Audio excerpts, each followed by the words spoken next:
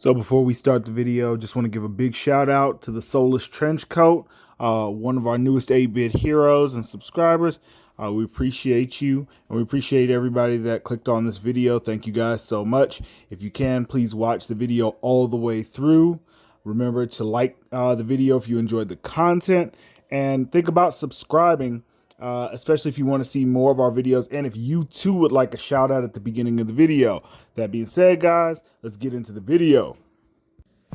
So, episodes 4, 5, and 6 for The Legend of Vox Machina have premiered on Amazon, and I'm really enjoying the show so far. Like, I'm really enjoying just, more adult animation out of Amazon. We got treated to Invincible last year. We're going to be getting season 2, I do believe, this year. And Legend of Vox Machina is actually, following suit with the, more adult, ultra-violent, and comedic adult animation. So, what I really think is really cool, just starting at the basics of how this is going down, is Amazon's release strategy.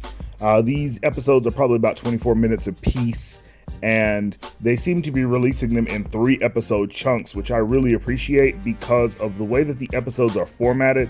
I think I'd be kind of frustrated if we only got 1 episode a week. So this 3-episode a week release strategy, I think, is really, it's doing it for me. It really is. Now, as far as episode 4, Shadows at the Gates, this is following the events of episode 3.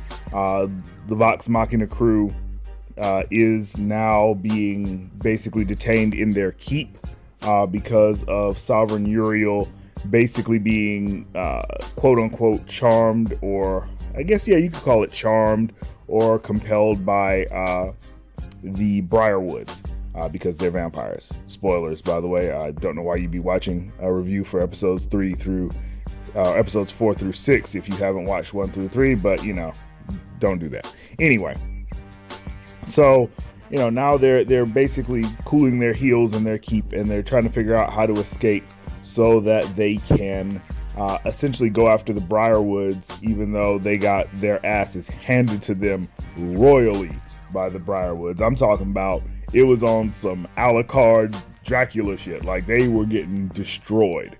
But that being said, this was a little bit of an insight into Percival's background with the Briarwoods. Now, the way this was done was kind of like in a storybook fashion.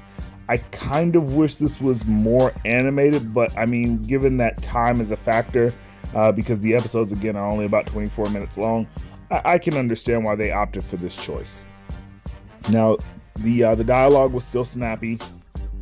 We're also, really dealing with the fallout from the last episode, and how everybody's really dealing with the utter and complete defeat that they suffered at the hands of the Briarwoods. Because like I said, that was no just regular ass beating.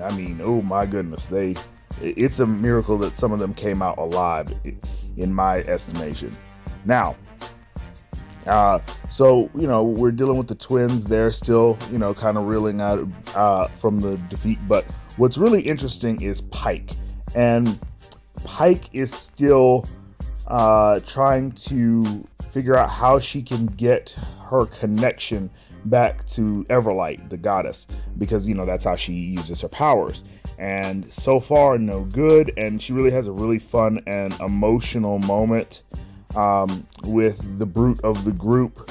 It's really interesting how they interact, and you really get a better idea of how her and Grog are connected with each other. It seems like they traveled together previously, so she has a connection to him that's deeper than the rest of Vox Machina. So that was really cool. Other than that, not a lot happens in this episode until maybe about halfway through, when Lady Briarwood sends her, I guess you could call them shadows in a way. They're like these ghoul-like creatures that basically can reach into your body, and I guess they kind of steal your soul or something. It's not really clear, but they can kill you very easily.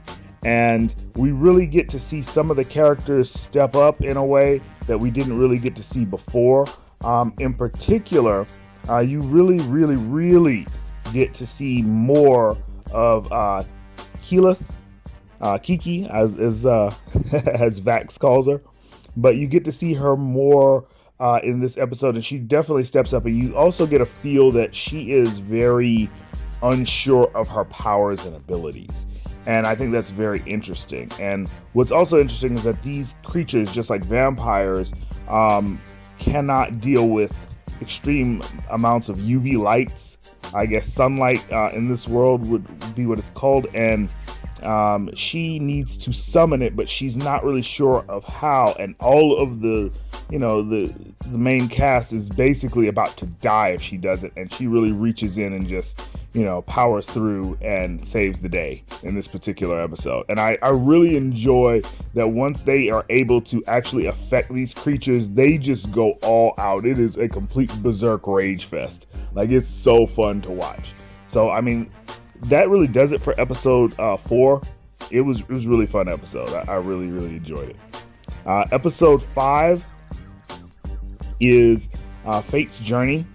And in episode 5, we're basically seeing the Vox Machina crew trying to escape.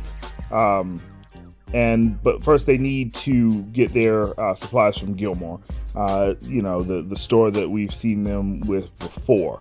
They know the merchant, and they usually get things from him, sometimes at a discount, sometimes not. But what's interesting here is that we really get to deal more with the book that Scanlan stole from Lady Briarwood. And we see a little bit more of what's that about, but we're not really sure what the connection is. Now, this was a fun episode, because they're still on their way to Whitestone. And during this episode, they actually get attacked by these more beasts that Lady Briarwood is sending to retrieve her book.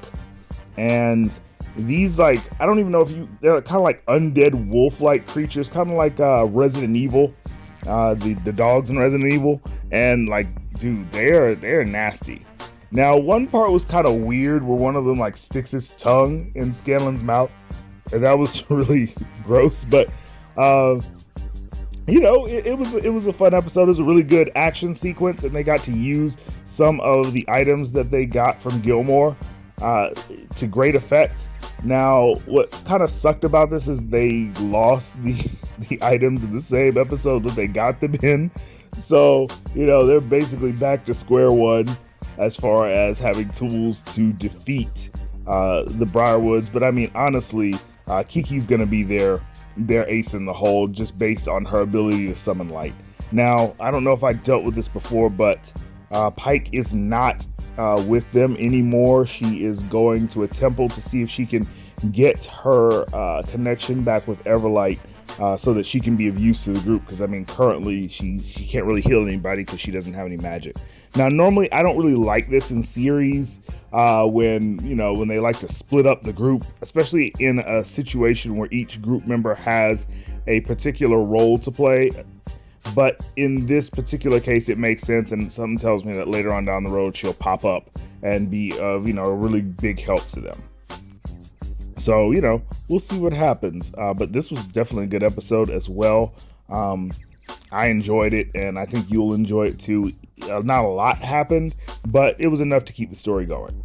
So let's get into episode 6, Spark of Rebellion. Now, this was a good episode. So you get to see a lot of what's going on in Whitestone and how it's changed from where Percival remembers it to where it is now.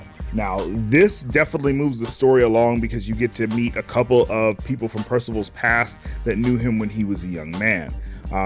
And in particular, you get to meet I guess he's a dwarf who used to work in the kitchens named Archibald. And that he's voiced by Dominic Monaghan.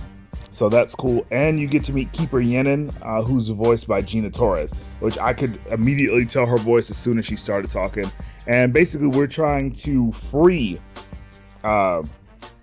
we're trying to free Archibald in this episode because he is been captured. He's the leader of the resistance in Whitestone, and he's captured in the beginning of the episode. Now, what I found interesting about this episode was the lengths and the brutality that the Briarwoods have with dealing with their enemies. They take a completely unrelated peasant family, dress them up like Vox Machina, kill them, and hang them in the middle of the city off of the tree that basically gives the town of Whitestone life. And it's just really messed up. It looks like on some Lion King shit, like when Simba comes back to Pride Rock and, you know, everything that was bright and sunny and beautiful is now destroyed and desolate. Like, that's how Whitestone looks upon Percival's return. So this episode was interesting, and it was actually really hilarious, especially when they're trying to plan how they're going to free Archibald. So I really liked this. It was funny. It was a damn good episode. I'd give, like, if I had to give all three of these episodes a score, I would give it like a 9.5 out of 10. Like, I'm really enjoying this. Like, me and my wife watch it together, and we're both really into this. I'm more a sci-fi person than a fantasy person, but she's more fantasy than sci-fi, and we're both really enjoying the series. So, you know, so far so good.